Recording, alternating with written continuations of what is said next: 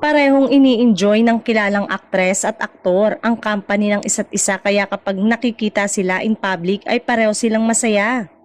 Pero wala namang naglalakas loob na magtanong kung may relasyon na ba sila. Chika ng source. Hindi pa sila, hindi naman nanliligaw si aktor pero ramdam naman ni aktres na gusto siya kasi lagi silang nagtatawagan. Si aktres naman like naman niya si aktor kasi napaka-gentleman.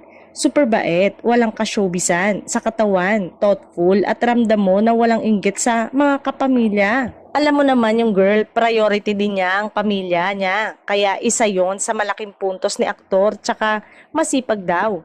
Walang hinihindi ang work as long as kaya ng schedule, sabi ng source. Grabe naman ang paglalarawan niya sa aktor. Lahat positibo at pwedeng sabihing boyfriend material talaga. Dami nga nagsasabing perfect combination sila. Ang aktor ay masasabi naming bagay sila ng aktres dahil pareho silang mabait, mahusay makisama, masipag at matipid.